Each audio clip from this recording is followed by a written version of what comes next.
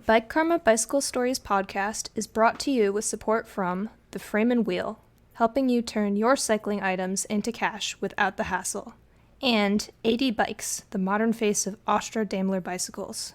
Become bike, become AD Bikes. Hello and welcome to a special edition of the Bike Karma Bicycle and Cycling Stories podcast. I'm your host Tom Brown, and you're here for episode 56. You've probably already noticed that the opening music is a little different than usual, and part of that's because this episode has been such a long time coming, but there's a good reason for it. In 2019, I finally got out to do RAGBRAI. RAGBRAI is not a race. It's more of a gigantic rolling party where 20,000 plus cyclists make their way across the great state of Iowa. It takes about a week, and it's ballpark 500 miles. It is the biggest and longest continually running bicycle tour in the world. And every single cyclist on that route has their own stories. So when I went, I collected quite a few. I was going to put them all together for the 1-year anniversary of the ride, but that would have been July last year, and smack dab in the middle of an unimaginable pandemic that turned all of our lives inside out. And with the ride being effectively canceled for the first time ever, I just couldn't face it until I saw some hope for the future.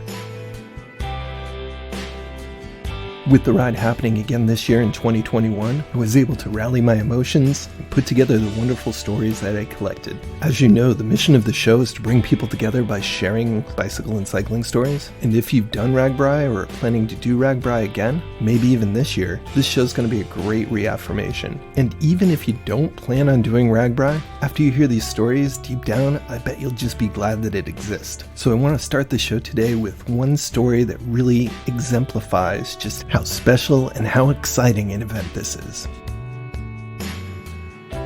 Okay, I'm rolling by a lady with a veil on. And I got married last Thursday. We went to the courthouse. It was really nice. West Virginia. We're from West Virginia. Go Mountaineers. And after the courthouse, we decided to drive straight to RAGBRAI. So we are on our way to Iowa, and we stopped over in Indianapolis. And we were going to have our wedding night at a nice fancy hotel. And we got up to the very front, right where the guy was, and to check us in. And he said to my husband, "What are you doing today? Is there any special occasion that you're in Indianapolis?" And my husband said, "Yes, very special occasion. I'm on my way to ride my bicycle across the state of Iowa." And I said, "Are you freaking kidding me? We just got married." Whoa! So then the guy looked very uncomfortable and he upgraded us to a suite. So let me ask you this. Traditionally, the honeymoon is to get away from people, and you chose to be with 30,000 people in tents for the most part. How's that going? Yeah, well, it's my first RAGBRAI, so I didn't realize how close together the tents were. So I'm looking at it as maybe like a 7-day reception rather than the honeymoon. That is probably the smartest way to look at that. Okay, well, thank you very much. Thank you. So with that setting the tone, thanks for coming along for the ride. Let's roll out.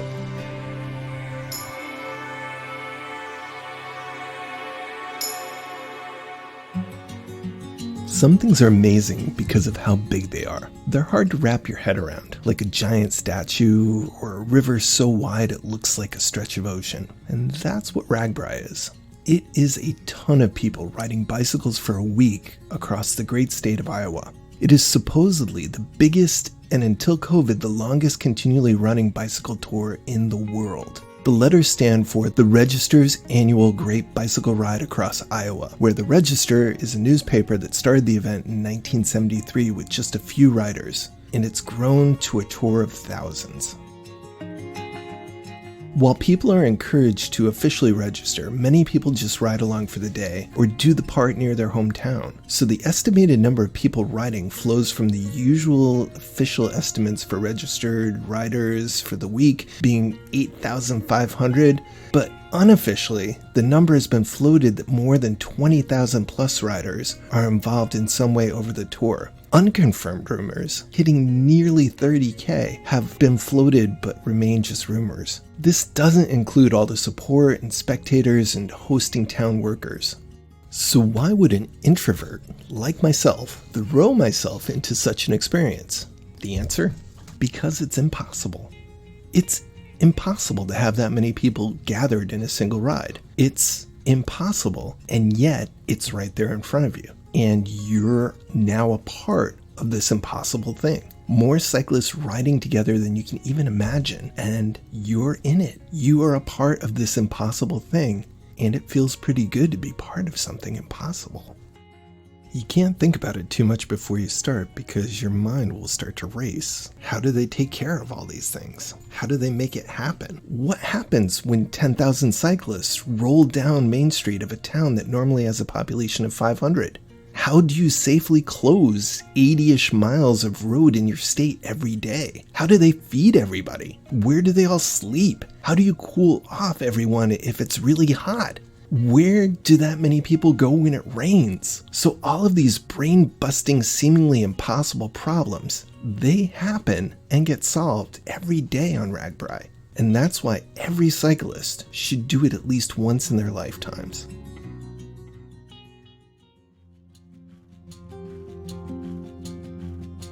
Taking the shuttle from Nebraska, the bus drove by a sea of tents surrounding a sporting complex and an outdoor superstore, and some really large fields. I tried not to think too much about what was about to happen, apart from training and packing. Luckily, I could afford to do that because I have a wife who loves me and is better at logistical planning than the Army is. I was going to be traveling with a firm called Pork Belly Ventures, which has staked out sites for each overnight, would carry my tents and bags, provide showers, charging stations, restrooms, optional meals, and free beverages along the way. So Pork Belly is just one of these firms that follows along the tour. There are many different people who've set up these type of companies, some big, some small. And if people like them, they stick with them for years. Some would offer different levels of support, even including mobile apartments, which I believe have a several-year waiting list. The tour itself benefits the state economically, and some even call it the ride that saved Iowa. Each year, towns apply and hope they will be included in the next year's route. Rolling into the sea of tents and finding my way to the Pork Belly Ventures site, I registered and then looked around at the sea of people. Where to even start? Where to pitch my tent? I was lucky enough to fall in with a group called the Corn Sharks. They ride with these shark fins on top of their helmets. They can look kind of like sharks swimming through the corn, sort of like that old Saturday Night Live skit about land sharks. One of them even heard about the podcast before I got there. I had gotten banners printed up for the side of my tent and a yard sign for my bike rack, hoping to collect as many stories as I could over the next week. I started to mingle, found myself a beverage, and went to the cooling area, which is where a bunch of fans with misters blow. People were really friendly and started talking to me immediately. Even though there were more people than a town there, we all had something in common. We were about to ride across Iowa. The first advice I got from somebody was pretty good. It was to ride your own ride. That was a huge relief because there was a fear for RAGBRAI newbies like myself that they needed to do something in a certain way. The beauty of this event is that every person there is riding their own ride with thousands of other people doing the same. My name is Wayne Patterson. Okay, we were saying, what's the weirdest thing you've ever seen on RAGBRAI in your 22 years? Well, first off, we passed an elephant once, and we kept on riding, and afterwards my wife told me, says, well, why didn't we stop for that elephant? Because we were just riding along nicely. And she's still mad about it, and it's been a lot of years. Well, a few years later, we're riding along, and we look on over, and there's a camel. So we had to stop and talk to the camel. We're in Iowa. Why the hell would you have a camel in Iowa? There was. We petted the camel, so that was pretty weird. Other than that, it's, just I can't think of anything really weird. It's Iowa. It's RAGBRAI. Everything is weird. Any advice for newbies like myself? Ride your ride. Stop in towns, eat the food, talk to the people. Don't, if someone says, oh, you got to get to the next town in whatever time or whatever. No, ride your own speed, your own ride, do what you want to do.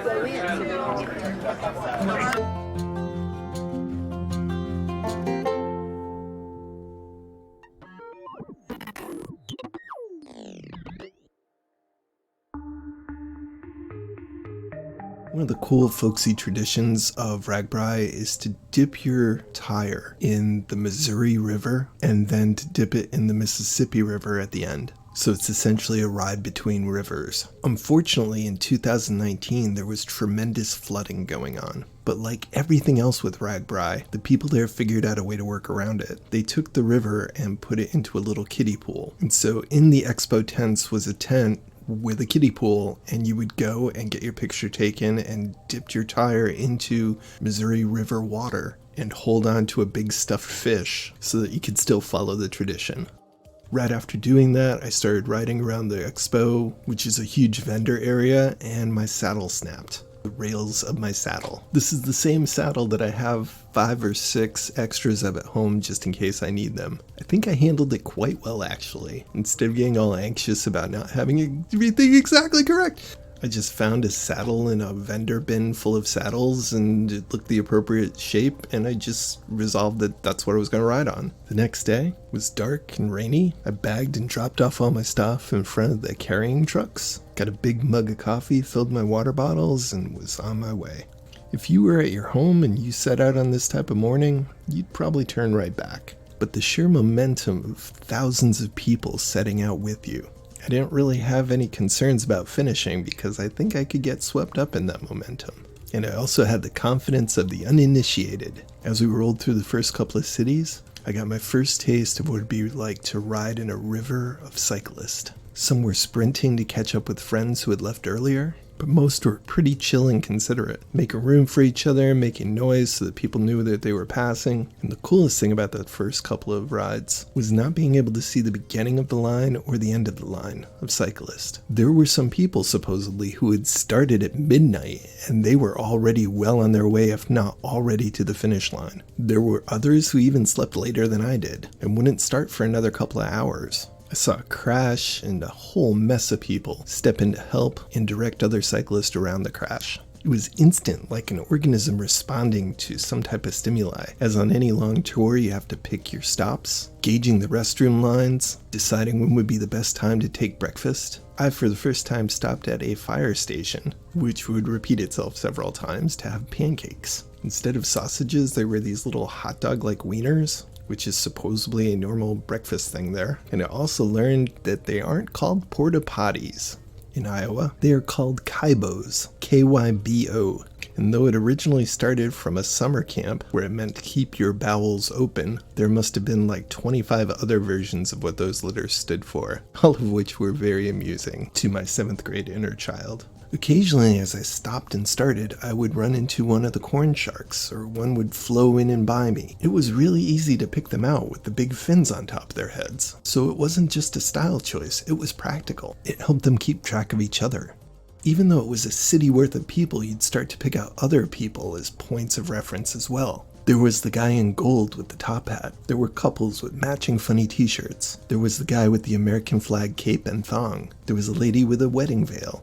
And one of my favorite things was that periodically there was roadkill dressed up like it had been killed partying way too hard. These animals had been killed by cars, not by the cyclist, but apparently one team of cyclists would leave really, really early and make these roadkills into tableaus, little artistic scenes of a raccoon with a party hat on and beads, New Orleans style party beads, with a crushed up can of Budweiser in one hand and a cigarette in the other.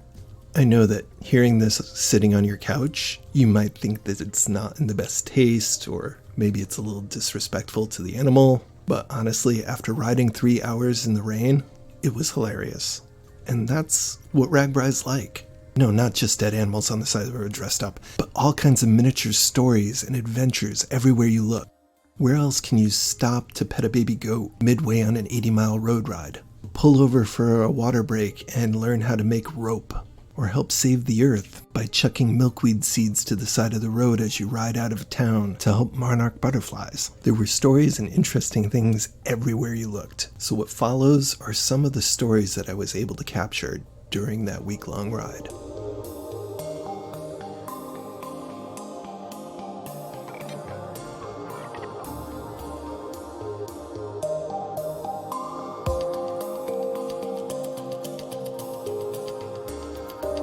Donna Dostal. I'm with the Pottawatomie County Community Foundation. Okay, so traditionally, the tire dip is a big deal. You dip in one river, and then you dip in another river, and that is the only consistency between each year, really. Kind of. Because the route changes. But this year, we have abnormal flooding on both sides of the state. So maybe could you talk about that and what's going on and what you guys have done to make up for that? So that is the case. So we, unfortunately, this year we've experienced a very significant flood event where it's made it difficult for us to get to the Missouri River from any safe point.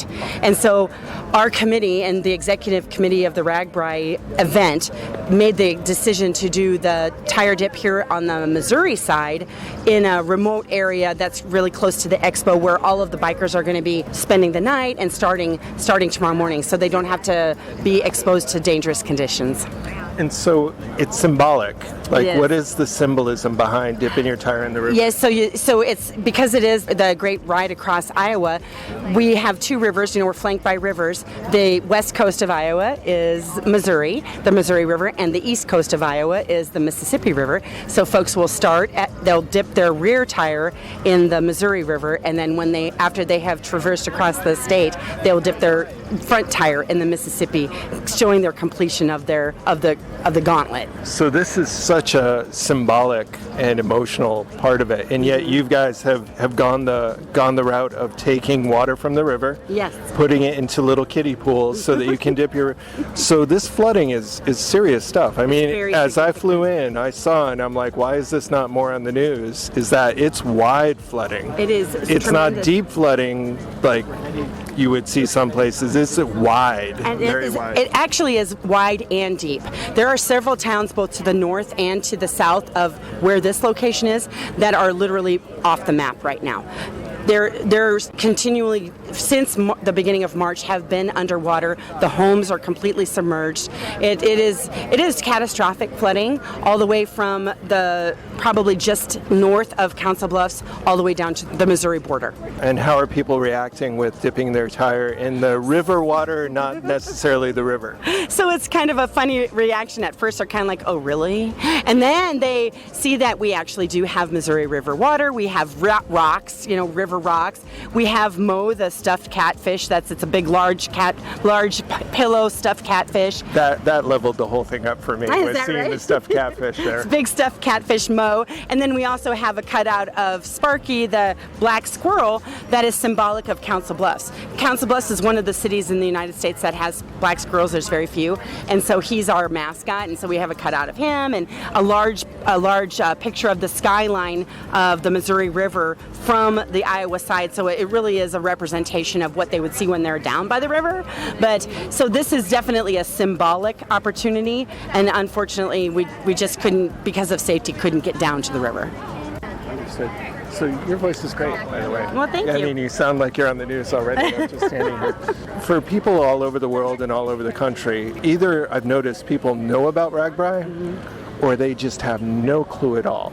So for those people who have no clue at all, how would you describe the effect of RAGBRAI on the state? Because it seems to be very transformative and huger than I'm an imaginative guy, and I can't imagine getting my head around how big this is. It's an amazing undertaking. So the Des Moines Register and the RAGBRAI Commission, it's an all-year opportunity for them to go through the state. They go to and visit the different cities and plan the routes.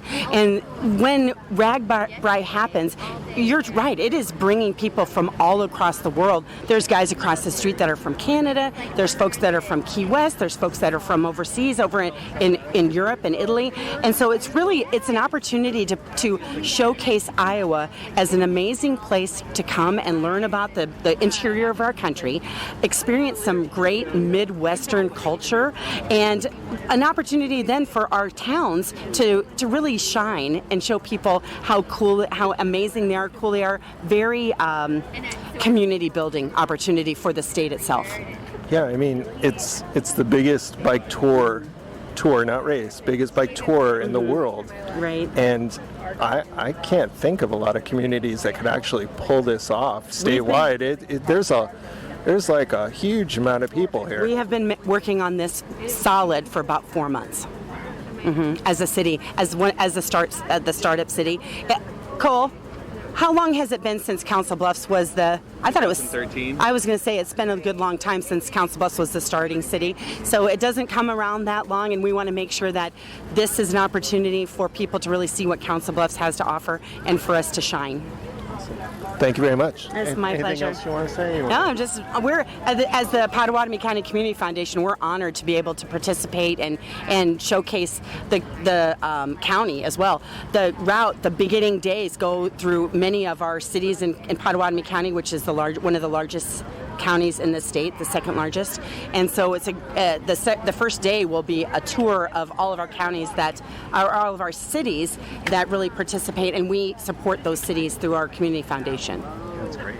So, thank you very much. It's my pleasure. I'm going to go and just record some anonymous people getting their picture taken with your catfish. Sounds great. Thank you so much. Thank you. Enjoy yourself. Thank you.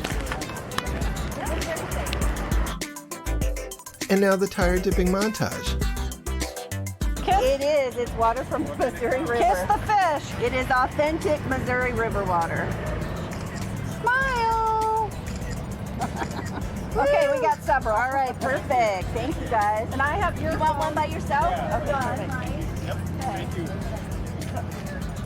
We'll pop this guy up there. Yep, get Mo the fish. All right, perfect. Okay, great. Thank you guys. Have fun. Thank you for your support. Yeah. Do you want to kiss Thanks the for fish? being here. Oh, I did. I did. Okay. I don't know if I kissed it necessarily. I mean, but So the registration is 10 minutes up that way then, you think? Let's look on our map. so how are people's reactions seeing as the unsafe conditions? You've been taking lots of pictures. have. Everybody seems to be doing all right with it. Yeah, everybody's been fine with it. I mean, they're happy. They're riding their bikes, so they're great.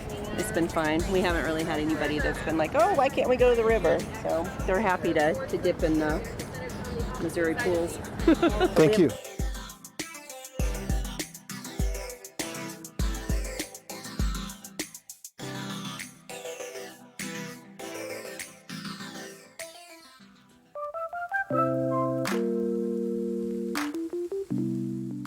So a lot of times when you have a big event, you hear about the damage that's caused afterwards, you hear about the waste, but some clever people at RAGBRAI have figured out how to make a really good thing out of 20,000 people rolling down the road. We know there's a crisis with bees in the world, and that also extends to butterflies. The pollinators need help. So much of the habitat of the prairies has been lost. But as you see on RAGBRAI, along every single road, there's tons of microhabitat area. And with just a little assistance, that roadside habitat area could really help the ecosystem.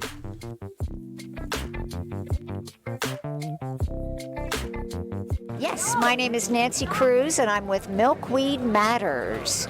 We are a nonprofit, all volunteer, and our mission is to help restore monarch butterfly habitat along the roadsides in Iowa.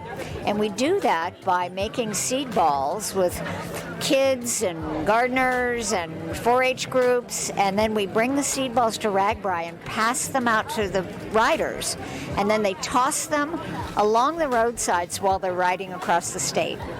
I love that. So who would naturally spread the milkweed if it was just up to nature? What kind of, they get caught on animals and they just blow in the wind and such? Well, the habitat is disappearing. The milkweed is the monarch butterfly's host plant.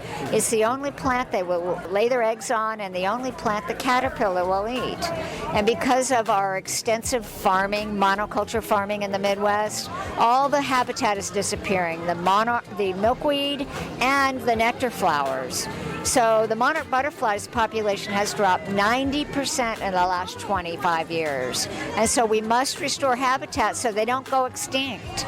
And they're actually being considered right now to be put on the endangered species list. Monarch butterflies, Monarch wow. butterflies are. So every milkweed plant we plant helps. Not in town, not in the farmer's field. And so you're using the cyclists to propagate. That is correct. We're using the cyclists to pass the seed balls along the road and restore habitat for the monarch butterfly and other pollinators.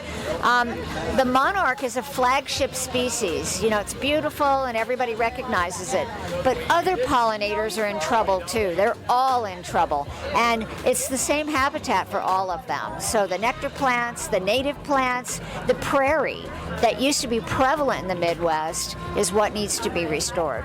And the roadsides are a perfect place to do it, and along the buffer strips between the farmers' fields. So how many do you pass out during RAGBRAI?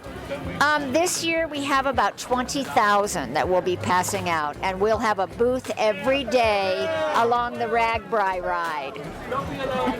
Well, that's great. Thank you very much. Where would people go if they wanted to find out more about your project? You can visit us at milkweedmatters.org or on Facebook, and our Facebook page is called Milkweed Matters. And so please follow us. You can also donate. We thrive on donations. We're all volunteer. We have no source of income, and really the donations are what keeps us going. Thank you very much. Thank you, and have a great day.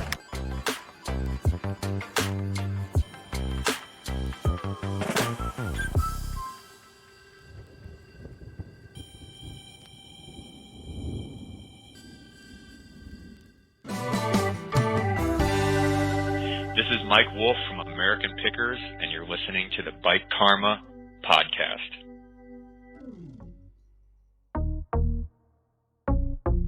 Mike Wolf from American Pickers, he's from Iowa, and he was one of my dream guests to have on the show. In some of the side talking while we were doing the interview, he really said that RAGBRAI was something you really had to do, and that was one of the things that kind of pushed me over the edge, and I was naively hoping that we'd get to meet out there, and he was like, yeah, you've come out, we'll meet, hang out for a little bit. So I'm imagining I'm going to be riding alongside Mike Wolf in my mind. But the reality of getting there, I figured I'd text him. Dude even gave me his phone number, and I was going to text him, and then we were going to meet up and maybe ride for a mile or two, and it'd be really cool. But it's kind of like saying, hey, you're going to be at the University of Illinois, and I'm going to be at the University of Illinois. Let's meet there. And then having no further thing, and then you get there, and then there's no cell phone service. So imagine a town that's used to dealing with 500 people trying to get online, trying to get on cell phones, and you multiply that at least by 10 at any given time. So as RAGBRAI would roll through each town, it would literally break the internet. Whatever network was there would totally get overwhelmed. So if you're planning on meeting somebody there and you don't have really specific plans on where to do it, they could be anywhere within 70 miles of you at any given time, stretched along the big route for that day. And if they're not wearing a shark fin on their head like the corn sharks, then that makes that person really hard to find. So I really wanted to meet him in person, but it's okay. We both had a great time.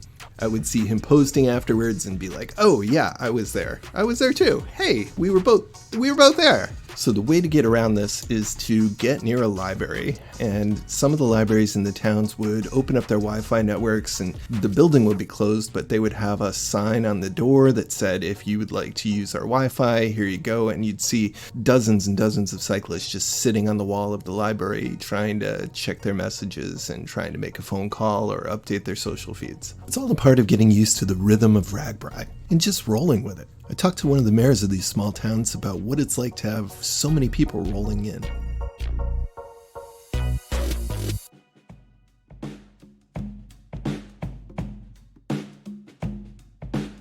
This is Jeff Lilly from Earlham, Iowa, and I am the mayor of Earlham.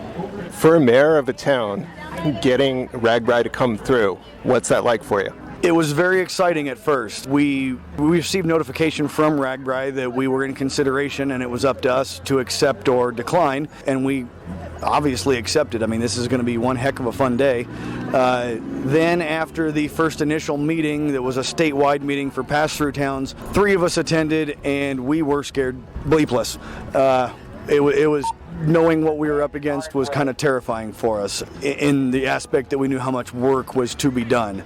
So what's scary about 30,000 people coming through your town on bikes and closing down all the streets and making sure no one dies? What's scary about that? All of that and more, and I guess being in charge of the whole thing, I'm worried that the vendors are going to run out of food and that the bar is going to run out of beer and that all those other things which will keep those those people from maximizing their profits for the day. Our goal as a town wasn't to make the city any money, it was to make the Little League money and the bar money and the caterers money and everybody else, and then we'll get it back in tax revenue. Not to get too political at it, but that was kind of our thing. And so, I guess if the Little League sells out of water, that's great. It means they sold every last bottle of water they had. But if they take 25 cases of water home, it means that we didn't do our job right. So that's been our main fear and main worry from the start, is that are we just doing it right? I mean, I was only like 10 years old the last time RAGBRAI came through Earlham, so I remember nothing about it, and I had no idea where to start. We just ran with what the directors told us, and we've gone from there. So we hope we're doing it right. We hope everybody has a good time. We hope everybody sticks around, has a beer, and all that kind of fun stuff. And at the end of the day, if we get more thumbs up than thumbs down, then I guess we won. What are the early indications for how well you guys are doing? We're doing a lot better now. When it was slow a little bit early on, it was the lunch crowd. Are we missing lunch? Are we missing that? But now, looking here and seeing a packed bike rack, and our entertainment is just starting to kick in. We've got live wrestling over at the park that's starting as we speak, and a band that's supposed to start in about a half an hour. So we've had the DJ going all day, but once that live entertainment gets going, we think people will stick around a little longer. Well, my favorite thing so far, and maybe, I don't know if you could send them a letter from the mayor or something, it would be a surprise for them, is the 3 kids at the outside of town with the pet a goat for $1. Yeah. I love that. Yeah. Those entrepreneurs get my thumbs up. Yep. When we heard about all kinds of that stuff, we actually contacted a few farmers to see if they wanted to bring a pig or a cow in and do something similar. And after the heavy rains we had early in the year, it kind of put most of the farmers behind a bit, so we kind of had to abandon those ideas. But they've told us all along, it's that original stuff that's going to get the riders to stop and get off their bikes, and we've tried to bring a little bit of that in. Again, we hope we hit the mark. We're midway, probably, through the day. How are you doing? How's your... I'm doing pretty good. Like I said, we took a risk in kind of dividing our entertainment areas into 2. Our Main Street area is packed right now. I mean, you can't even see the other end of it. But the park area, that's where our live entertainment comes in, and that's where I'm confident it'll fill up later. And it'll be okay even if it doesn't, but the vendors that are in that area are definitely not seeing the sales that the ones down here are. Like I said, we knew it was a risk. We're hoping it's a big payoff at the end of the day for them when these folks start to slow down on Main Street. So I wouldn't say scared anymore, but just maybe nervous. That's up a level, isn't it? Yeah, you want everybody to be successful, right? Yeah. You want everybody to have the... Yeah. I don't want any of the vendors to go away feeling like they got shortchanged or, didn't make as much money because of where we assigned them their spot at. So, I'm supremely confident that area is going to fill up and be a cash cow for them once the wrestling gets going and the band gets to play. I mean, that's going to be a hit. I firmly believe it. But until that happens, I'm kind of, 9/10 confident. Well, as somebody from a different state and on the other side of the country, I'm from Connecticut, the fact that you guys all cooperate together and have such a level of cooperation at all these different levels, there's so many individuals who could drop the ball and this thing would fall apart, and you're not dropping the ball. Like, everybody's doing their fair share. I mean, this is logistically the most impressive thing I may have ever seen. Yeah. It is, and from town to town, not just in Earlham. Earlham has been, I've been thoroughly impressed. I grew up here, I love this town, but being in charge of this has been really eye-opening. I mean, when we first called out for volunteers, I had 12 really good people who immediately made our committee up. So from day one, when we had a committee meeting, it was 12 of us, and if somebody kind of got down a little bit, like, oh God, it's been so long, when's it going to get here? The 11 others were right there to, kind of pick them up a little bit. That sounds a little bit cheesy, but, I admit about a month ago, everybody gets busy with work and life, and I was like, I don't want to go to another meeting. And then I get there, and the other, 10 or 11 people that are there are, hey, this is, we got to get through this. This is going to be fun. So that's been great. And then after that, when we put the call out for volunteers to man our information booths and help with beer sales and everything else, we ended up with over 60 volunteers. And we're a town of 1,100. So to me, that's a pretty outstanding, turnout. Overall it's been great, and I know all the other towns along the route. I mean, RAGBRAI's been around for 35 years now. I know every small town like ours considers it an honor to have them come through. I mean, like I said, the city's not going to make any money on this. It's just the experience that everybody's out for. And and then to hear people from other parts of the country come through and go, wow, Iowa Nice is a thing, Yeah, it's not just nice. Nice people drop the ball a lot. It's Iowa nice and competent and organized, and Iowa all that. It's a huge thing. But yeah, Iowa nice too. Yeah. All right, well, thank you very much. No problem, thank you. Okay.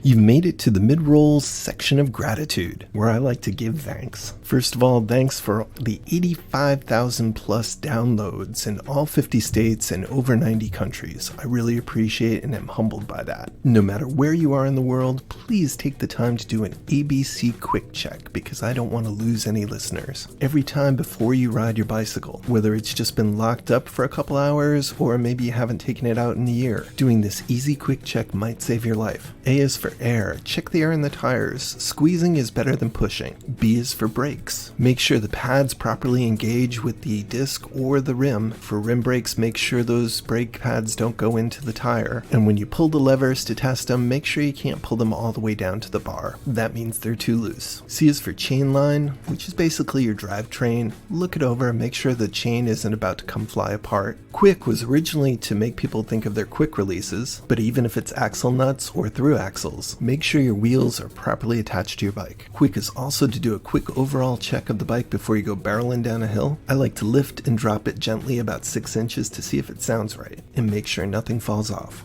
I am extremely grateful for people who share, post, or information about the podcast with others, especially people who follow on social media and on the different platforms. Thank you for everybody following on Podbean, Apple Media, and Spotify, and all those other places. A free way to help out the show is just to leave a positive review. Very grateful for all of those. I'd like to thank all the people who helped support the show on Patreon. For as little as $1 a month, you can help pay for the cost of the show. I'd like to thank all my Patreons, including new Patreon Dave McGowan. Thank you very much. And Captain Walker's Bicycles, if you go to check them out, I've been trying to get them on for a story for a while, so give them a little encouragement. These folks help to pay for the cost of the show and make it so that I can give out free stickers to anybody who asks from around the world. You can be part of the Bike Karma sticker army just by asking me for some stickers. Obviously, don't get yourself in trouble, but I really appreciate people putting those stickers out there all over the place. Inappropriate places. Just DM me or email me at bikekarmaguy@gmail.com with any suggestions, ideas, or to ask for some stickers. If you're a Patreon, you have access to special stickers. And if you have a shop or cafe, you can get a big format sticker if you'd be willing to display it. And speaking of supporting the show, I'd like to thank Fred Thomas from the Frame and Wheel. The Frame and Wheel can give you more time, space, and cash by taking your bicycles, parts, and accessories and selling them. In my conscious lifetime, there has never been a better time to get rid of your good used bicycles and parts. Supply chains are diminished. Orders are back ordered. Waiting lists are months long. And if you have some parts you're not using, now is the time to turn those bicycles, accessories, and or parts into cash that you can use. Just contact Fred Thomas at the Frame and Wheel. So I talked to Fred about how to get his message across about how good he is about what he does. He's a good guy and knows why people hesitate with such things. Let's say you had a box of bicycle takeoff parts that you haven't used. Maybe you got a new bike a couple of years ago and you just took some things off right off the bat. Why are they just sitting there? You haven't used them. Maybe you don't want to give a little bit of money to Fred to do it. You think you're going to do it yourself. But the reality is, you haven't yet. If you were going to do it, you'd have done it already. Maybe you don't want to be bothered with the listings. Maybe you don't like to deal with people. Maybe you don't want to look everything up and see exactly what it is. Well, all the things that you don't want to do, Fred is an expert at doing. He knows what the market is like right now. People are desperate for some parts. Different models of bikes have been sold out and won't be back for a year. Fred knows how to photograph, set the prices, pack and ship properly, deal with difficult people. and that's why he's got people sending him stuff to sell all the time. So if you've got a quality bike or some quality cycling equipment that you haven't used in a while, contact Fred Thomas and get more time, space, and cash back in your life. Please give him a follow on social media and say thanks for helping to support the show. Now back to the stories.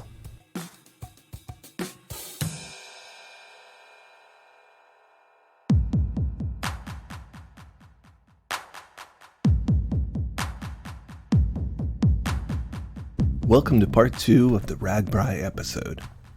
The mission of the show is to bring all kinds of people together through the lens of bicycle stories. Politically, socially, economically, and 1,000 other ways, we differentiate ourselves as people, and while that makes us beautifully special and unique, on the backside it separates us and further isolates us. If you march to your own drum all the time, then you end up marching alone, and you miss a lot of what life has to offer. Said a guy who really likes to march to his own drum a lot of the time, but not all the time. And that brings us to bicycles, because one of the things I appreciate the most about bicycles and all the other hobbies in which people can find common ground is that rather than differentiating, riding on, working on, collecting bikes cuts through all the BS and shows you clearly what other people have in common with you as fellow human beings. Rather than looking at the world through, I'm faster than this person, I'm slower than this person, or this person knows more about this than I do or less than I do, there's an opportunity to empathize and connect. When you're changing a flat tire in the dark, finding a crack in a bike part or, God forbid, a frame, or feathering your brakes nervously on a downhill, you can look into the eyes of other people doing that same thing and know that you've both been there. Yeah, we're different, but damn it, there is a lot of things that we share as well. And on RAGBRAI, I was pleasantly relieved to see that politics and all the other divisive day-by-day stuff was eclipsed almost entirely by the joy of everyone tapping into a single goal of riding in that same direction. Some people were there only for the day, riding that away. Others were there with you for the whole week, riding that away again and again, day after day. And there was some type of weird thing that happened, like a flock of birds all heading on a big journey. We were still all individuals, but we were somehow greater than the sum of all of our parts. Somehow more people than usual were dialed into their best behaviors and being their best selves. There was ready empathy when somebody looked desperate for water, or they had a flat on the side of the road, or they were hopping cross-legged in front of the restroom line. More often than not, these people were met with from-the-heart compassion because we were all riding in the same direction. We were all riding that away. And while it wasn't all kumbaya, it was pretty damn close.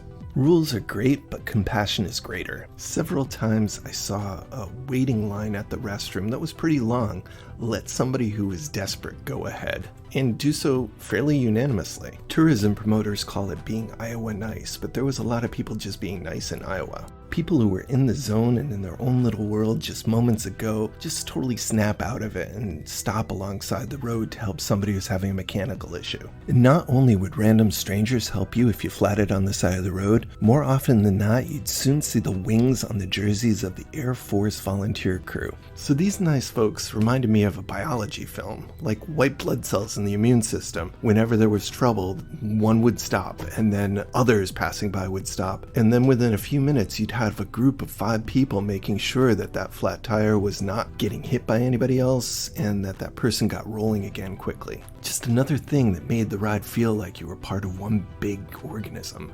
These groups of Air Force folks from all over the country have taken it upon themselves to help everyone who flatted.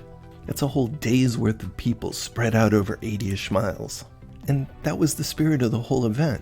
We all had something bonding us together to talk about, to work towards, and miraculously that one thing took precedence over all the other little things that we could find to bicker about. And that's the magic of RAGBRAI, because it's not just 10 or 100 people on a group ride, it's thousands of people, a seemingly endless river of cyclists flowing by you. And you're not competing, you're all working together to get to the same place. Just the magnitude of so many people sharing a purpose and having that big giant, seemingly impossible purpose eclipse everything else for a week was a beautiful thing. And that's why you should do RAGBRAI at least once in your life.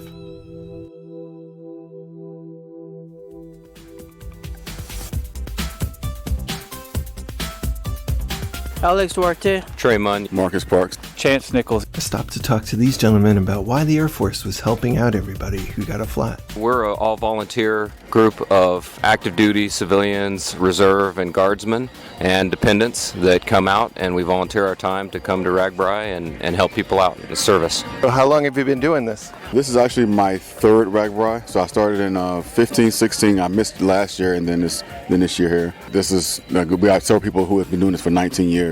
Do you guys all bike together outside of RAGBRAI, or? We do. Each region has teams that get together. So, for instance, Texas, Utah, which we're from, Southeast, everybody gets together and rides locally, and then we culminate once a year on this event and do this big event as a larger team. Well, thank you very much. I mean, people are feeling a lot safer with you guys out here to help. We enjoy it.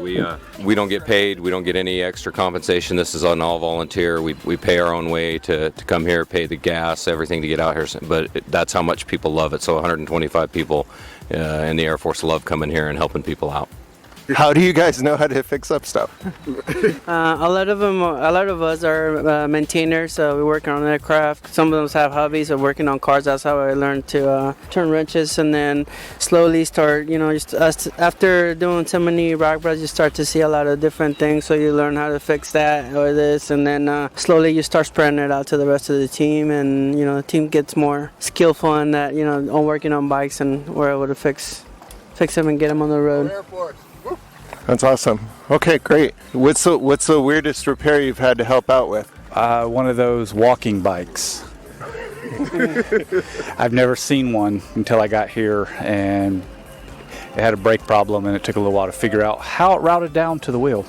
What's the number one thing that's the problem? Probably flats number 1, broken chains number 2, broken derailleurs number 3, broken spokes probably number 4, and then of course we assist the public with much more. I think it was 2017 when it was we did the southern route. And it was really hilly. People were dehydrated, so we were on the lookout for that.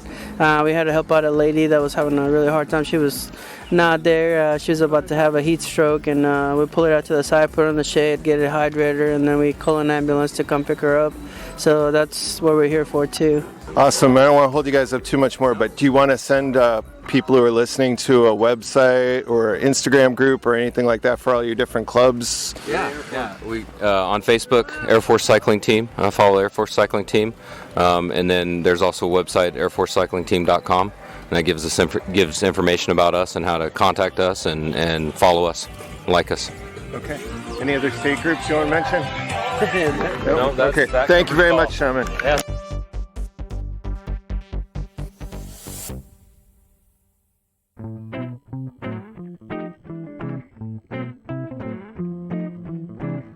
So even in a sea of thousands of people, there are the standouts. The people that everybody says, hey, did you see that person? And for that year, one of those people that everybody saw was Captain America in a Speedo. And that was just a nickname, but everybody knew who you were talking about. He was the guy doing the entire ride in a cape made from an American flag, and what appeared to be a Speedo also featuring the American flag. Among a sea of distant cyclists, the first reaction would usually be a smile and a chuckle. But then as you looked at the outfit, there would be a wincing moment where you realized the physical toll of doing such a long tour without cycling shorts or a shirt. We all know you can ride in regular clothes, but that camoise and cycling shorts is there for a reason. And if you're doing 80-mile days on a 500-mile tour, it was a bold equipment choice. He was the conversation of many roadside chats. People wondered what his deal was. Had he lost a bet?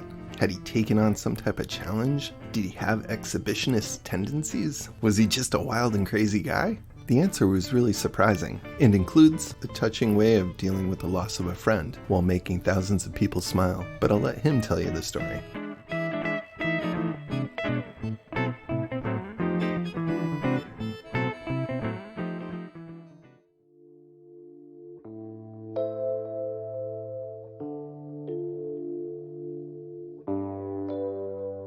My name's Justin Watkins. So you're introducing yourself at a barbecue or something? How would you introduce yourself? Where's the beer at? That's pretty much how I'd introduce myself at a barbecue. I'm not very social. I bartended for 6 years. The advantage of being a bartender is they have to talk to you. Kind of on this ride, I'm very quiet, I usually keep to myself. But when you dress like this, a lot of people just come over and talk to you. So, first day, American flag thong. And today, some underwear. Yeah, the town of Cumming was selling I Heart Cumming underwear. Okay. So I had to stop and get a pair. Because you're representing. Yep. Now, I wouldn't say they're the best fit because they're cotton. So I've fallen out of them several times already. So I'll probably be changing back into the Speedos. You have an American flag wrapped around your back like a cape. Yep. So what's the motivation? What's the story? I've been doing RAGBRAI for 6 years. There was 3 of us on a team. College buddy of mine that I've known for about 20 years. We did the first RAGBRAI together, and it was an absolute disaster. We really didn't know what to expect. We didn't train properly. I got on the route and basically had a blowout because we were trying to follow the professional folks, pushing way too hard. Started to black out on the bicycle, lost my color vision, everything went into a tunnel, and I just kind of went off into the side of the ditch and kind of caught myself. It was nerve-wracking. We'd hit towns. If we got split up, all right, he's the only person I know on the route. What do we do? Where do I go? Just super paranoid. And the following year, talked to a coworker of mine that I've known for like 12 years to do it, and it was great. The 3 of us did it. His name was Chris. He was a great buffer because when I finished for the day, I like to hit camp, just pass out, recoup. My other buddy, he likes to go and party and drink all night. Chris was the happy medium, and we'd sit there and bullshit about the different outfits people had and what we could do to spot each other in the crowd, because we went from just wearing regular outfits to wearing we're like, okay, well, how can I spot you 50 people deep? All right, well, our team's giraffes up in the air, so we're like, all right, we'll wear giraffe horns on our helmets, and that'll work. If we hit town before each other, we'll put it on a sign so we know that they're there. And we were spitballing a whole bunch of ideas, and I think that was in 15, and in 16 we were all getting signed up and we're talking amongst each other what we're going to do. And unfortunately, Chris lost his battle with depression. So me and my buddy Brett decided to go ahead and still do RAGBRAI, and it was rough because it's hard not to think about the guy. And he didn't reach out to anybody. He was just kind of fed up with it. He was an amputee. He lost part of his arm years ago in a car accident, so he rode with a prosthetic. He had some other demons too, and I had split up with my significant other, and we had kids together. My buddy Brett, was going through a nasty divorce, and we were talking to each other, and that's how I had heard an NPR article, This American Life, and he had heard about RAGBRAI, and mutually we started talking again, reconnecting after college after several years. And we're like, we should do this. So that's how the 2 of us, because we were in a bad spot, we came together. And then we brought Chris in, and, just sucks that we couldn't be there for him. So all that spitballing of ideas of things, dude, we don't care. I mean, can I swear? Yeah. I stopped giving a fuck about it. It was like, all right, do you want to wait an hour and a half in line to take a shower? Or there's a spigot there where you hook a garden hose up to it and shower under 5 minutes and get done.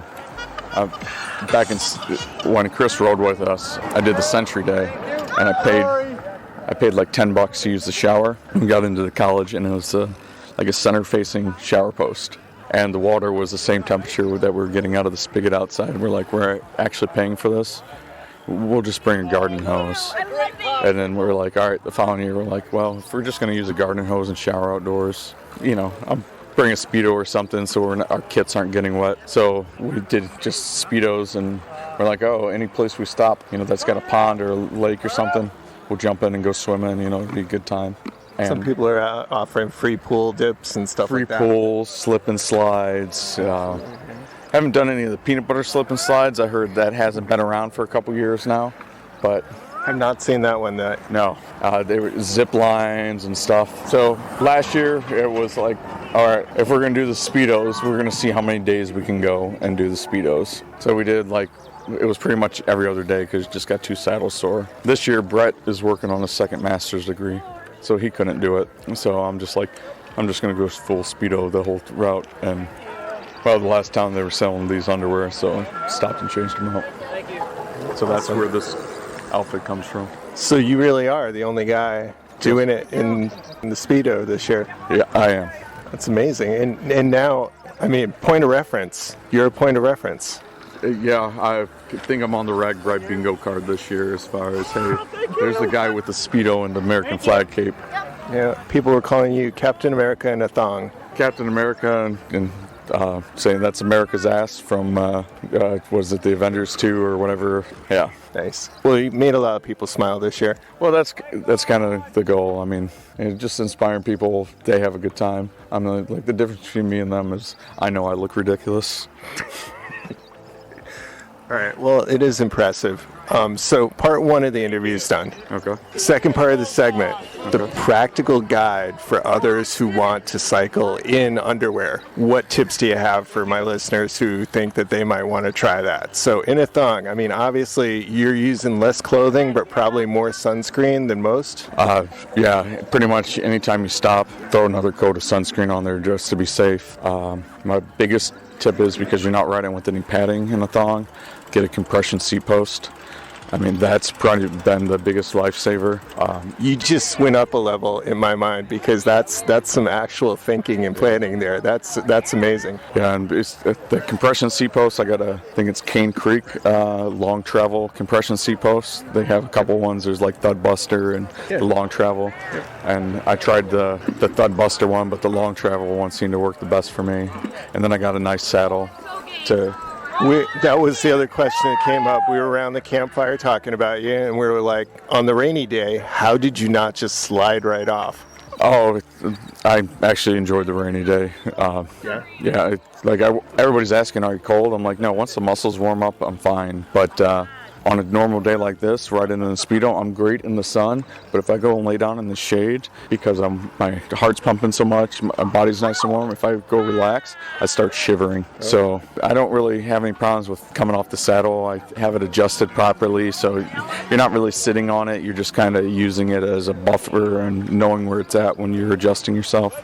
There's a science to this, sir, and I appreciate it. I think I might have one up on This American Life for having that information out there to the masses before them. I don't know about that. I'm actually interviewing with them, too. They're supposed to be calling me this afternoon. Oh, damn, I got to get the interview done. All right. Well, I scooped him a little bit. I scooped him at least for the recording part.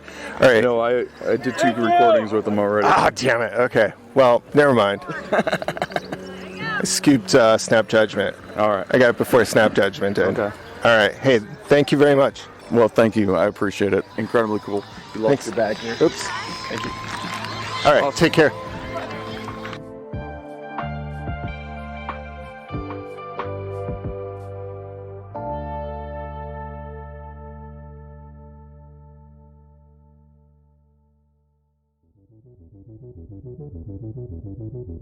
So with RAGBRAI, the route changes every year. When you go to sleep in a field full of hundreds of tents, and you wake up the next morning and 3/4 of those tents are gone, it's a little disconcerting, but it's probably because you just woke up on the long day. Daily mileage on RAGBRAI usually varies somewhere between like 50-ish miles to under 100 miles, but for a newbie, it makes you a little nervous waking up in a mostly empty campground.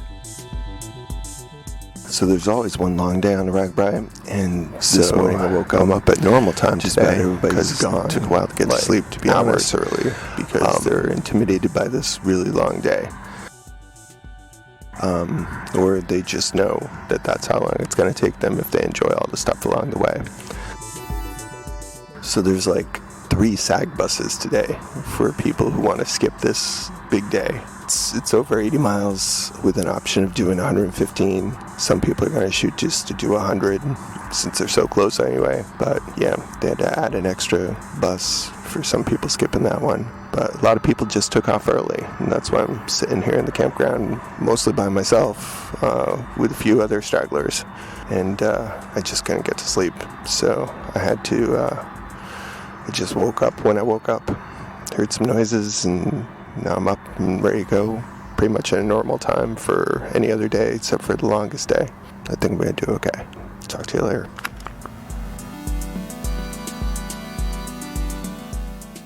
There's all kinds of cyclists in the world, with myriads of motivations as to why they cycle. Being far away from Iowa normally in my normal life, I was aware of people who've done RAGBRAI and who haven't done RAGBRAI. But what I found out when I got out there is there's actually a whole group of people who cycle just to be able to do RAGBRAI. So yeah, there's a lot of distance cyclists who are like, oh, I've got to go do RAGBRAI because it's fun. But there's a bunch of people. It's such a big, huge, fun event. And there's a lot of them who have taken up cycling as a means to an end just to participate in this big, fun thing. And if that doesn't start you maybe thinking about wanting to do it yourself someday, I don't know what will.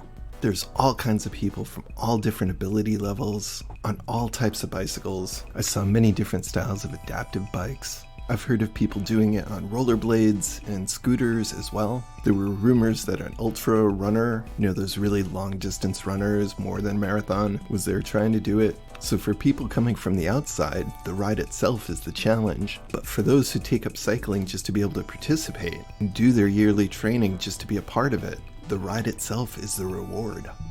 Wow, that sounds philosophical. Okay, my name is Mitt Williams. How's RAGBRAI been going for you? We're second to last day. What's the biggest impression of the ride? Oh yeah, it's been going great. First day with rain all day wasn't so much fun, but I'll certainly take rain over wind and over 111, 115 humidity, high heat index. So yeah, I've enjoyed it. I guess my biggest impression has been the people in the communities. They've been cordial, congenial, welcoming, and I thought it was just great to be able to make some new friends along the way. It's amazing. You meet people from the East Coast and the West Coast and even from other countries. So those things, I think, is what has really made the trip good so far for me. How many RAGBRAIs have you done? This is my 9th. I started in 01, and I do it every other year, 01, 03, 05, 09, and so forth. And I get my fix from that and really enjoy getting out in the open roads. I'm from Iowa here, so we have a bike path around our city, so it's a good place to train. And so, yeah, this is my 9th one, and who knows, I may do a few more. Thank you very much. Yeah, you're welcome. Thank you very much. Hope you have a good ride. You too.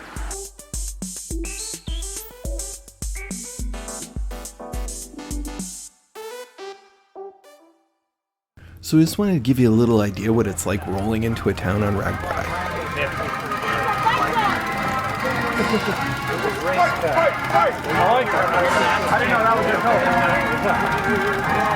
It's beautiful.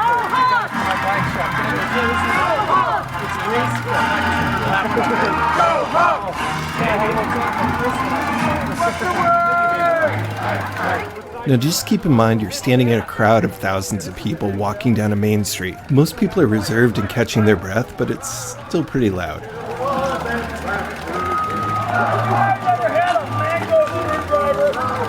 Hey man, how are ya?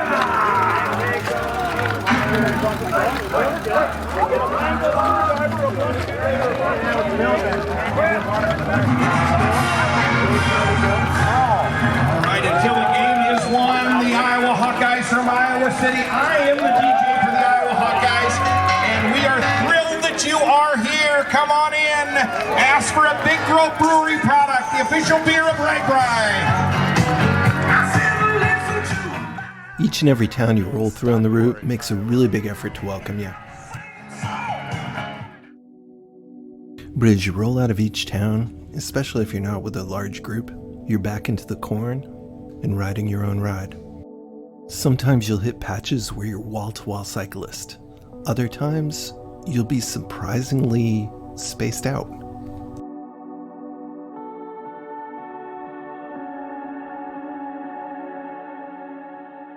The people and attractions on RAGBRAI come in waves. If you're going along on a particularly sunny day, you might roll upon a piece of shade on the side of the road and just see a dozen cyclists sitting there just breathing. I'd say there's just as many extroverts as introverts on the ride.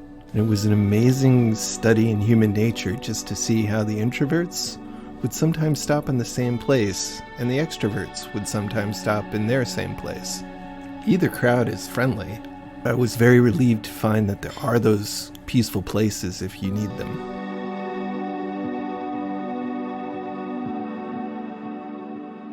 One of those peaceful, shady spots that I particularly enjoyed was a gentleman had set up a tent and a rope making demonstration. If you rolled in to take a break, he'd teach you how to make rope.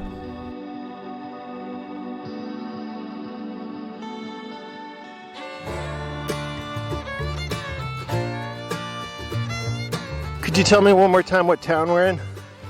Sheraton. We're south of Sheraton. Chariton, Iowa. Thank you. So here we are, we're riding the longest day of RAGBRAI, and I see a sign that says free rope making. Mark Snook. And I'm intrigued enough, and I want to make some rope. So what do you got set up here? We've got set up making a rope about 6 foot long or so. I set it up to make it about the right length for a jump rope for a kid. And I do it at a lot of like festivals and stuff, no charge, everything's free. So. Wow. So what's the connection between making rope and bicycles? Well, there is really not much connection, except the rope maker that I have is actually made out of recycled bicycle parts. Sprockets, chains, the crank that you turn to make the rope is actually a crank out of a bicycle. So but you can make it out of anything, but it happens to be made out of a bicycle. Okay, so it looks like I'm a dad with, at one point, they were the little girls, and I had to learn how to braid hair. So it looks like we got three things, and we're going to make a braid basically, and then we got the crank hooked up to it, and then you've got one crank arm, a chain in there, and it's hooked up to like almost like a merry-go-round in there. So what do we do? Well, I'll go down here at this end, and all you have to do is turn that crank clockwise. It'll take about 150 turns. All right, so I'm up for it. You start turning.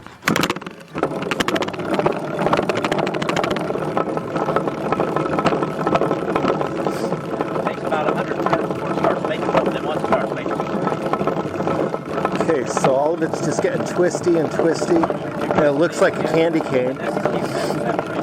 He's got pink and blue. And it's swirling like a tighter candy cane and a tighter candy cane, so it's like I got 3 candy canes going. Oh, and I see what he's doing at his end is he's bringing the 3 candy canes together to make one. This is pretty cool. Mostly kids.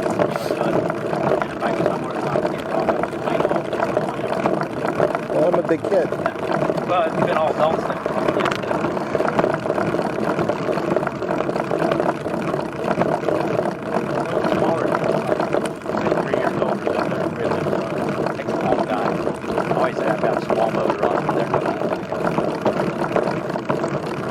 Wow, it looks very pretty too. It's all perfect. There you go. I'll put a clip on there and then take it off, and you've got the rope. Wow, thank you very much. Find my pliers here. You've been on RAGBRAI a few times now? Just my first time on RAGBRAI. Really? Yeah. Where are you from?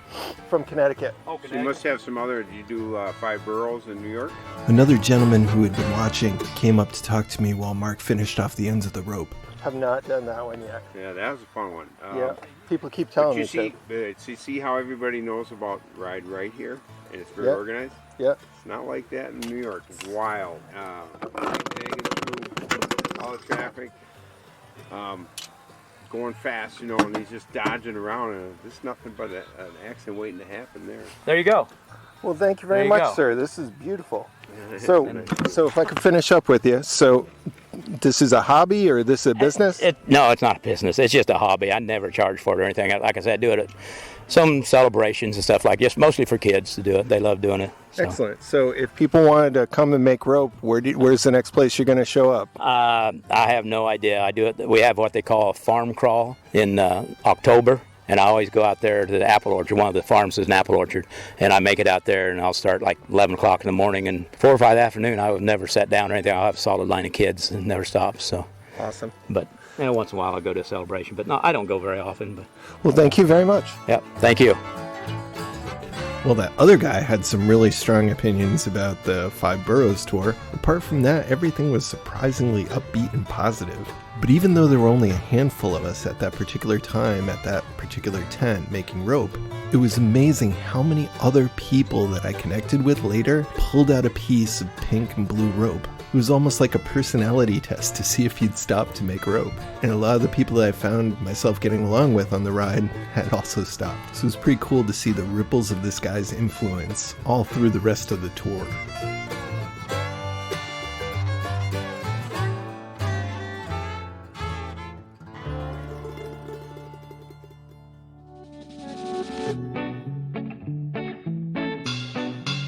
In the beginning, when I said RAGBRAI was bigger than you can imagine, the number of stories and conversations that I had is also kind of hard to get a handle on. So this next section is like a audio photo album with snippets of stories from the beginning to the end. I might occasionally jump in with a little narration if it's needed, but some of it's going to be pretty self-explanatory. So here are a bunch of audio postcards from RAGBRAI. Edward Roman. I just met Edward on check-in at the hotel, and he's done it 22 times. This is my 22nd time. 22nd time. Any advice for first-timers? Be flexible. Be ready to ride in any kind of weather. The 4H of RAGBRAI is heat, humidity, headwind, and hills. So just be ready for 4H. And ride safe. Be sure to watch the RAGBRAI safety video and use courtesy, and you'll enjoy the ride. Everybody who's never done this before says that, oh, it's Iowa, it's flat. It's not always flat. 3 years ago, we had 18,000 foot of elevation gain. This year is about 14,000. All right. Well, I'm going to let you check in, but thank you very much. You're welcome.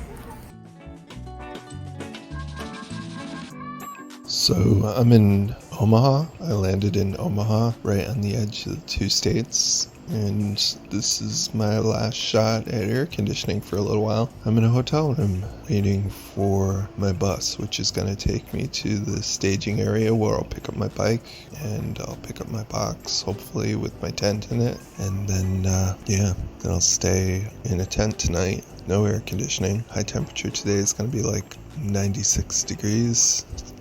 Still can't wait to see how all this works out with so many people coming into one place. Being at the hotel, it's mostly people here for RAGBRAI. And my name is Jim Benton. And I'm Angela Benton.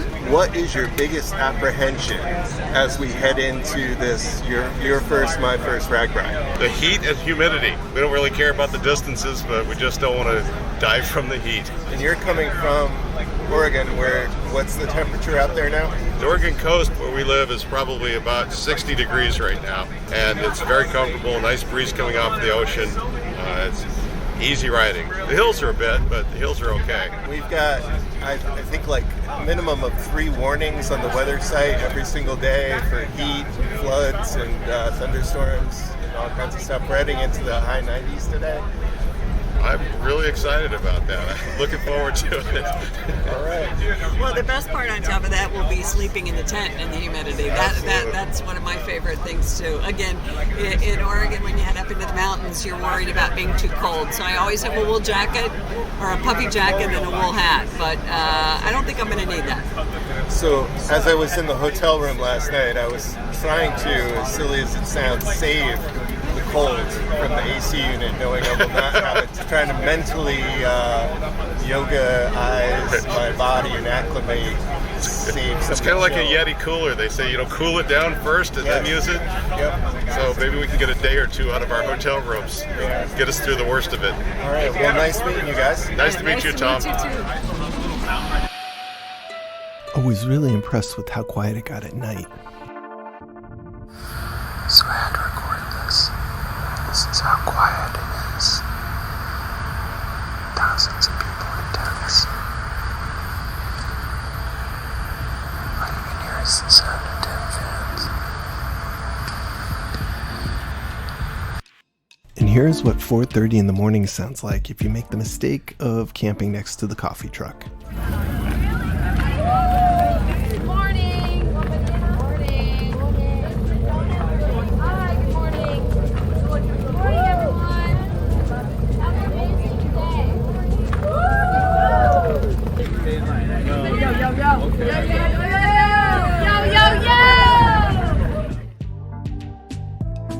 So logistically, I can't say how impressed I am with this enough. It's amazing that they managed to get this all together. There's just thousands and thousands of people walking all over the place. Today I am in Atlantic, Iowa, and it's day one, done. And if you take a little shuttle bus, you get into the main part of the city. And you can hear it's like a big giant festival, every single town along the way. I think we went through 3 or 4 different towns that were all decked out, and people were showing acts and music, and even in the rain. So pretty amazing stuff. It's actually even a little bit overwhelming, to be honest, but I think that might just be me. What town are we in? Earlham. What? Earlham. Earlham? Uh-huh. I am in Earlham, Iowa, and I have gone by lots of stands where people are selling bananas and Gatorade and stuff like that, and I can go buy those, but these 3 entrepreneuring kids have pet a goat for $1, and it was amazing. I held a little baby goat. Does the goat have a name? Zoe. Zoe, this beautiful goat, and my wife's gonna be so jelly because she likes goats. So good job, guys. Hope you make $1 million. It's a John Wayne house. He's here in winter. Yes. Yeah. That's cool. Yeah. So John Wayne was born here in this town that we're camped out in. Absolutely. And you found that out and I didn't. Yes, that looks like this way. No other way. Good job. And this is the sound of the old-fashioned machinery that makes Beekman's ice cream. This is the same way that they made ice cream like 90 years ago. Pro tip from experience, if you want to get some, any day that you don't see a huge, gigantic line, that's the day you should stop.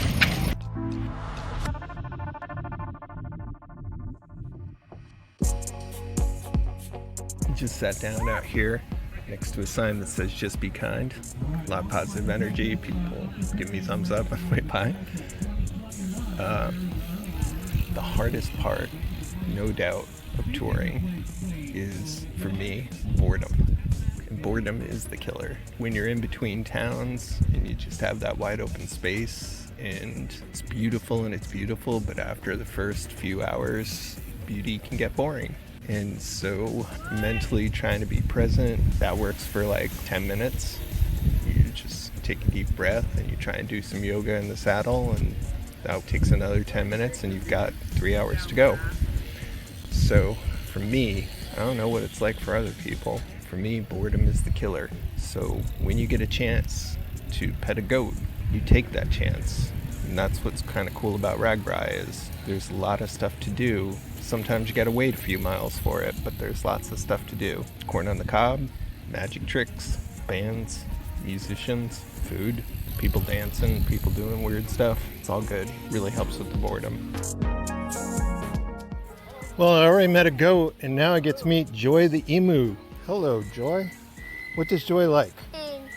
She likes like shiny things. Oh. Like she likes to peck, like if you had a shiny bracelet or something on, she'd like to peck it. Like this? Because she's curious. Oh, looking right at my wedding ring. Yep.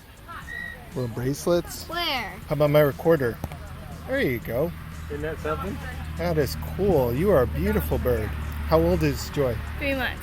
3 months. And here's a green egg from an emu. Oh my gosh, you guys are awesome. Yep. Well, hey. Oh, you sleepy? She is. All right. How many people have come to see your emu? A lot. I don't even know. You can't even guess how many? No. Well, that's amazing. Several.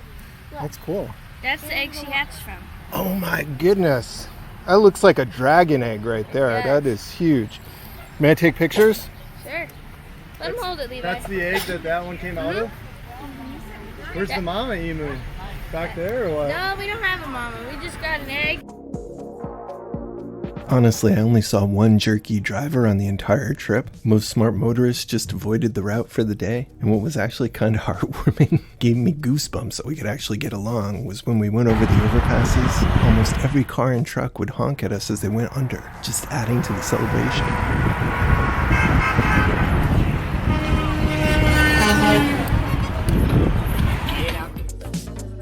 Even though it's not a race, there were teams. At one point I started reading off the backs of some of the t-shirts that drove past me.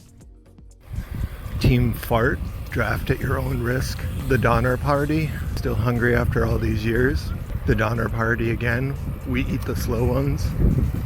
We have Team Chris. Well, one shirt says, I'm Chris. And I'm like, oh. And then a whole bunch of other people have the same color shirt and says, Team Not As Old As Chris. So that was funny. You have the unicorns, the flamingos, people with pigs, people with dressed up as cows, a couple dressed up as peas and carrots. Rolling into each town was definitely an experience. So imagine you're rolling into several different versions of Main Street USA, with a row of buildings on one side, a row of buildings on the other side, and it would just be wall-to-wall cyclists slowing down, gradually dismounting, and then walking their bikes. Each town was trying to do their best to get you to stop, but you definitely had to pick and choose carefully if you wanted to get to the overnight town before dark. Win Marcellus. Where are we at? We are in Libertyville, Iowa.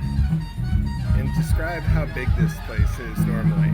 Okay, so normally this town is probably, don't quote me, but I would say about 300 to 400 people live here in Libertyville. And then about 5 miles from here, you're going to hit Fairfield, and that's 11,000.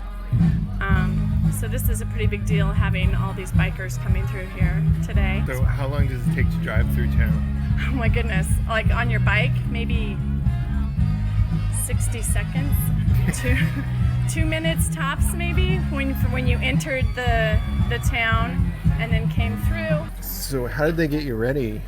Just as somebody who lives here, did they tell you don't try and go into this road this day, or what did they do? Yeah, because I got to actually go door to door and remind people that RAGBRAI was coming through. There was one actual street that was blocked, and it's a cul-de-sac, so they blocked it off, and then you could get to the end of your cul-de-sac, but you couldn't go anywhere. So those people in that area had to actually either park at the baseball field or the fire department in order to, if they wanted to leave today at all, because they had to sort of block the route so that you guys could come in. There was a fire truck that you saw when you first came into town, and that kind of steered you towards the main road that came through. So, and then they blocked that road. You can still go through town, but you have to go on the outskirts. So you went from door to door telling people? I did. So let's go what that would be like. So knock knock, they open the door. And knock knock, I'm not going to answer my door because someone's here and I don't want to talk to them is what it was. Yeah.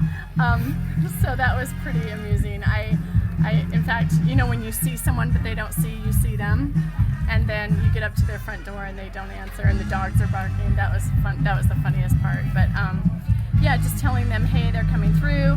Pretty much the town knew that RAGBRAI was coming through, so it wasn't, you know, news. But you just wanted to be that sort of reminder that, you know, certain roads are going to be blocked. You might have to go this direction. And would you like to volunteer? Because that's a big thing.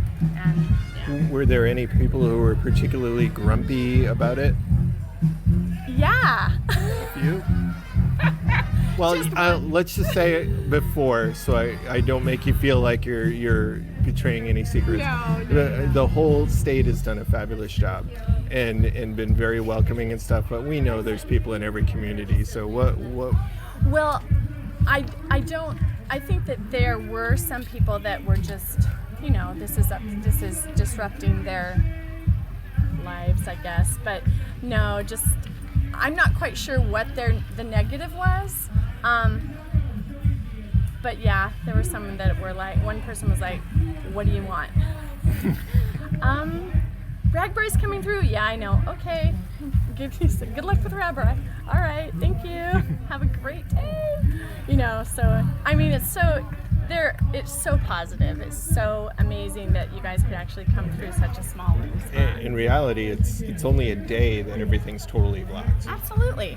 Oh yeah, absolutely. Well, in fact, yeah, I think it shuts down at like 5:30 or 6, and then you're going to go on to Fairfield, and that's open all night.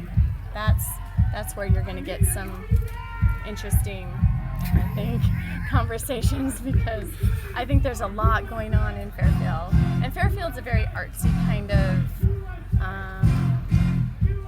town, and yeah. So have you been through Fairfield yet? Okay, yeah. So it'll be fun. It'll be fun. Yeah. Well, thanks very much for talking to me and giving me the behind the scenes look. Yeah, well, thank you so much for being here. This is amazing. Yeah. Cool, thanks. Workout paused. If you ever just took a couple turns off the route, within no time at all, you'd find yourself in the peaceful countryside and get to see what Iowa is like without all the hullabaloo.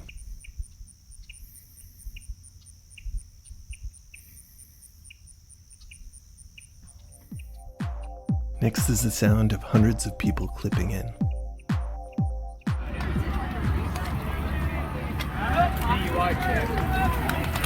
Yeah.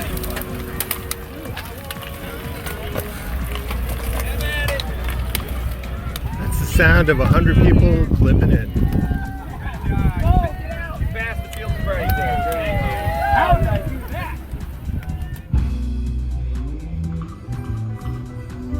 So I'm sitting in a camp, which is a baseball field, basketball field, soccer field, skate park, and I'm put my tent right on the edge of the bowl for the skate park. Nobody else got this close. I feel pretty cool about that. My name is Wendy Von de Haar. I am from West Point, Iowa. I work at a funeral home as a manager there, and I own the Franklin Tap in downtown Franklin, Iowa. So this is a very historic looking bar. I mean, we've got a huge wooden bar in front here. What's the story about that, and what's the story about this white squirrel that I keep hearing about?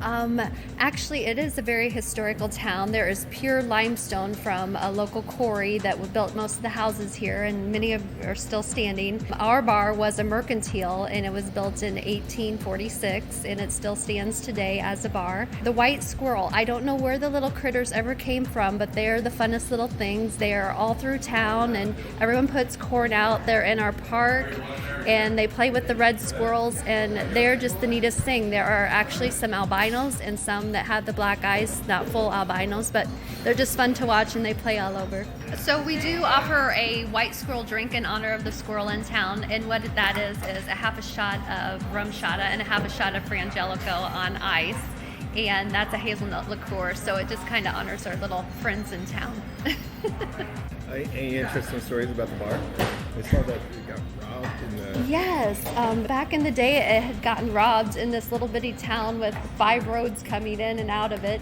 It's just a laid back place where locals from all over southeast Iowa and anyone passing through the states just seems to stop in because it's just a quaint little bar. Yeah. Well, thanks a lot. You're very welcome, and everyone welcome who has come through, and if you're passing through, please stop in. Are you online anywhere if people want to see this cool bar? Yes, we have a Facebook page, Franklin Tap Inc. on Facebook. If you're anywhere in the area, I would definitely say to come in and check this out because it really is quite a feeling in here, like you walk back in time. Thank you very much. Thank you. I know this next song might be a little hard to hear, but it's about a dead skunk in the middle of the road. It was right outside out of the Squirrel Bar by a group called the Hillsiders.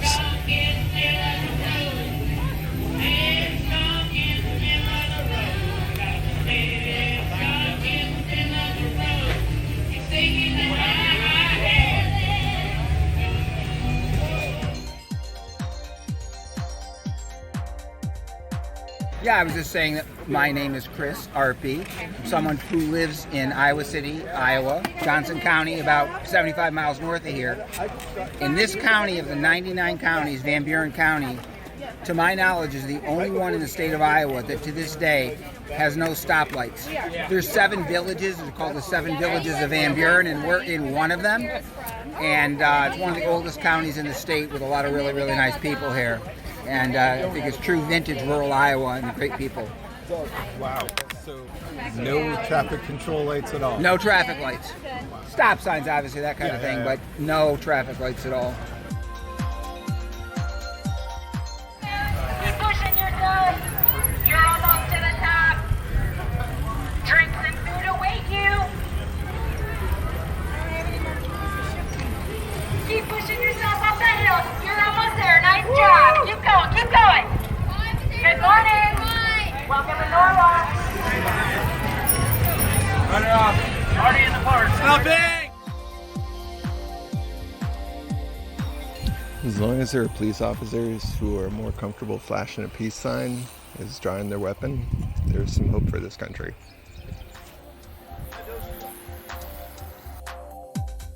I did not do the 115, I did 100 though.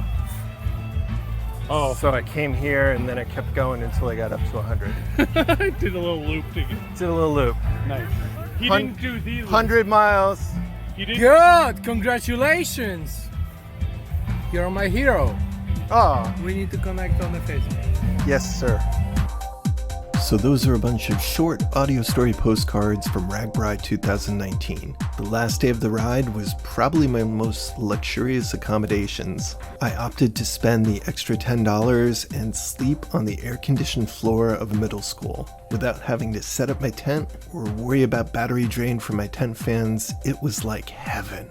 So for the last night, I sat around the camp with the corn sharks and reflected on RAGBRAI. So as you listen to this conversation, remember, nobody had any idea that the event would be pretty much canceled the next year, and that we would find ourselves in the throes of a pandemic.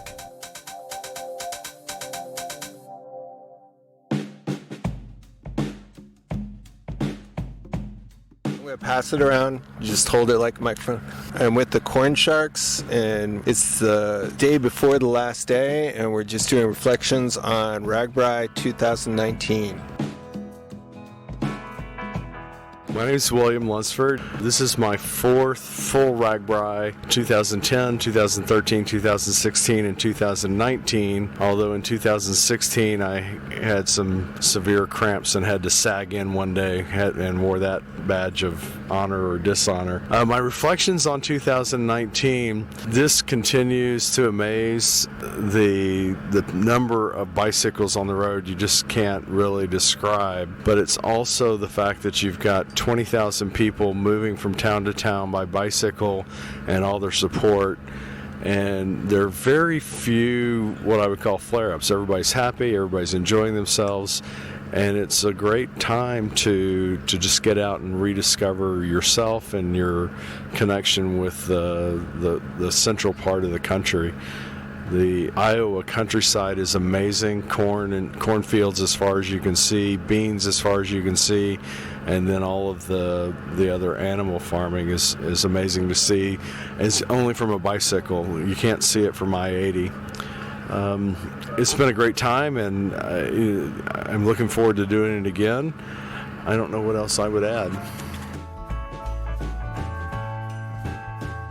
So my name is Erica Thomas. I think reflections on this RAGBRAI. This is my fifth full RAGBRAI. Our first RAGBRAI was 1993, and we took 10 years to recover from that one.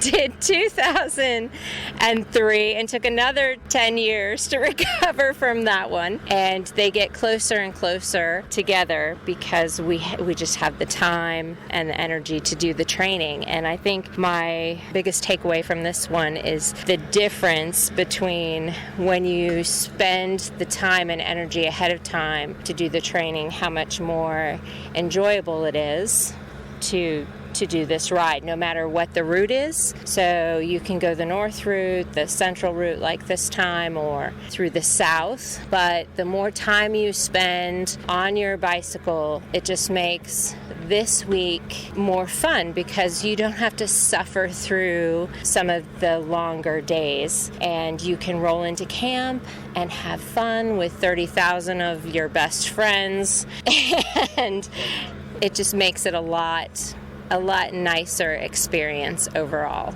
I just remember our first RAGBRAI in 1993, we did 0 training and did the entire ride, including the Century Loop, literally no training on a mountain bike. Coming home from that experience, not well hydrated, not well fed, and then waking up in the middle of the night, like 3 or 4 in the morning, to go raid the refrigerator because our metabolism was so high at the end of that ride, and we're just trying to refuel. I think it took 2 weeks after that first RAGBRAI to kind of get back into eating normally after all of that energy expenditure. So it was pretty serious thing. So when you come out here, if you choose to come out here, the food is awesome. And don't ever say no to anything along the ride, and you will have a great time. My name's Mike Thomas. So I'm here with Erica, and together we've done RAGBRAI 5 times. Our first one is in 1993. You know, as I look on the RAGBRAI of this current year of 2019, it strikes me how much things are still very much the same as they were back from 1993. I mean, the state of Iowa is still the same kind of agricultural state that it was back then. You still have the same kind of beautiful vista views of the countryside and the corn and the bean fields, and you have the same kind of Iowa nice that we talked about way back in the 90s. It's still there today in 2019. Where so much of the country is changed and evolved so much, Iowa maybe hasn't so much, and that's a beautiful thing. And I think that's one of the reasons why this RAGBRAI ride is possible in Iowa and has been going on for over 40 years. This year's the 47th RAGBRAI. That's remarkable. It's a testament to the people of this state, and it's really a great thing. So 2019 has been good. It also provides kind of a contrast to our earlier rides when we were in our 20s and in our 30s. You know, not only the amount of preparation that it takes, but also how the human body changes over time. It's really kind of interesting and fascinating to experience new and exciting ways that your muscles can break down in the heat of the day. So, but it's but the people and the event itself, just the scale of it is like nothing else in the world, and it makes you want to come back. So we'll definitely be back. Okay, my name is Paweł Różikowski. I'm coming from Europe, from Poland, so long way from here. So let me share the two perspectives. One from the culture perspective, the second part from the overall preparation and experience. So on the experience side, for me, it was my first RAGBRAI, so it's really a blast. I mean, I'm enjoying. I'm at the 5th day, so 6 days still to tick off. I love it. This is the experience I could not imagine. I mean, this is a community, it's a fun, it's not a race, it's a ride, and really through the countryside, through its challenging way, at the same time it's super good experience. And I agree with comments shared about the ride preparation, yes. So I've read what has been shared with the RAGBRAI newsletter. I read what was shared by Pork Belly with the newsletters and about the preparation. I did some of this, but I'm exercising regularly and trying to keep up and build up my kind of endurance and performance. And I think this is now paying off. I'm really enjoying the ride. So building the endurance and building your capacity helps to make the best out of the event. Yeah, so this is not something that for one day, it's about whole 7 days of a ride. So I'm thankful to my US friend who invited me to this and convinced me to join. This is an amazing experience, really.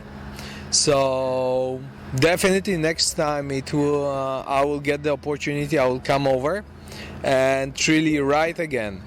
This is like going ups and downs, downhills, uphills, and sometimes feeling the pain and sore in your muscles, but this pays off. It's really an experience, and this is not about making first to the end line. It's about having an experience, I've heard today and discussed with you folks on one of the cities, and this is about a festival for the bikers. So I cannot imagine having this anywhere else than in US. This type of an event, this size of an event, with 20,000 people joining an event. So this is really super good, super nice, with very good logistics, with excellent support from, I would say, Air Force team, cycling team. They are made my longest day because I had the 2 flat tires, and they were able to help me, and they made me able to finish the days, which is super important because I wanted to finish all the 7 days, so the 1 day to come. But so far I'm enjoying it a lot and really enjoying the RAGBRAI, so recommend it to everybody who wants a challenge, who wants to really experience a type of a true biking festival. My name's William Lunsford. I live in Kentucky, and I'm a member of the Corn Sharks Far and Near Cyclers team. In the early 2000s, a friend of mine, Mike, introduced me to the concept of this ride. I'd never heard of it. He was from Iowa and said, hey, I'd like to do this ride someday. I, for some reason, said yes. Our schedules didn't line up for a while, but in 2010, we finally got serious about this ride and invited all of our friends to participate with us. Most of them just laughed and said, are you crazy? And left that question mark hanging there. But we did have a group join us. There were 8 to 10 of us that first year, and we had a great time. We did a fabulous ride across northern Iowa with some great stops and great towns, and really experienced all the food and the revelry and the challenges of RAGBRAI that first year. One of the challenges with 10 to 20,000 riders is you can't just say, hey, look for me, I'm the one in the bright spandex, because everybody's wearing bright spandex. So we figured out one day that 3 of us rode within about 100 yards of each other for the entire 50-plus mile day and didn't know that we were that close. So when we debriefed after that first ride, we decided, hey, we need to have some way to identify ourselves, so that we can see. And we came up with the idea of having a shark fin on our head. And so that was when the Corn Sharks were first born, that idea. The Far Near comes from the fact we had people from Ames and Council Bluff, Iowa on our team. We had somebody from Washington State. I had actually had to travel back from Warsaw, Poland to attend that ride. I'd been transferred overseas.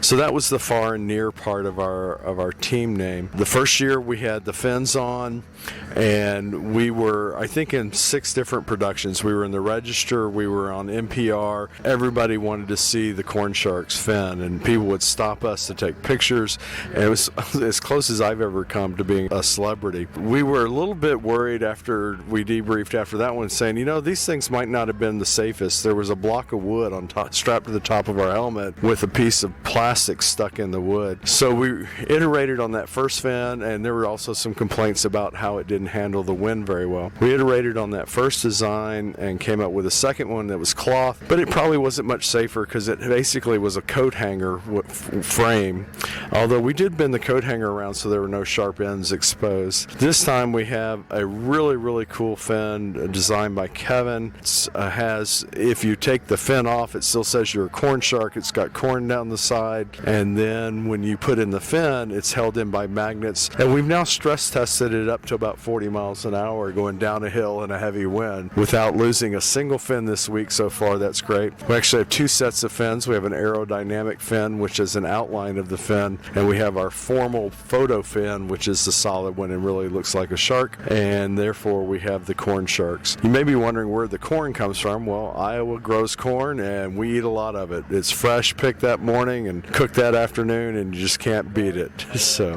thank you for giving us this opportunity to share our story, and we've had another great ride. Thank you.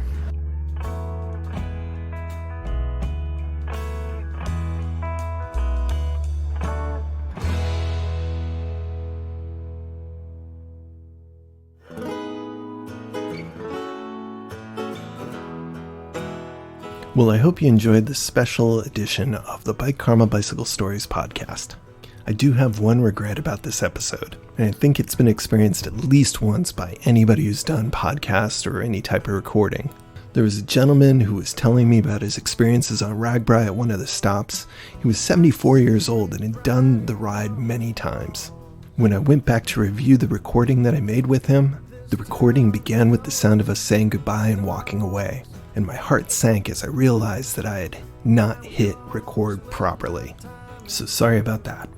If you're doing RAGBRAI this year, best of luck to you. Enjoy the ride. I hope that everybody has a safe and fun experience out there this year. I know this year is going to be a little different, but hopefully no less fun. If the stories from this show have inspired you to think about doing RAGBRAI yourself, that's great. I was glad that I did my first one with a support service like Pork Belly Ventures. For a first timer, the support really helps to take away some of the worries and let you enjoy the ride. And thank you to those people who helped me to enjoy my ride back in 2019. From all the people making the meals, to sharing the stories, to the cat who laid down with me in the 4-H barn when I started to get a little homesick. It was a great chance to reconnect positively with a whole mess of people in the world. And I'm glad to see that the whole event is moving cautiously and carefully back into its groove. Thanks to Keller Glass and the band Mobjack for our usual opening and closing theme music. You can check them out at mobjackmusic.com. We'll soon have an interview with Keller on one of the upcoming shows. If you have a story you'd like to share on the show, have some criticisms or comments, or perhaps you'd like some free stickers for you and your friends, contact me at bikekarmaguy@gmail.com. That's bikekarmaguy@gmail.com. Please let me know if you have a good public space like the window or the door of an establishment, and I can send you a large format sticker to help spread the word about the show.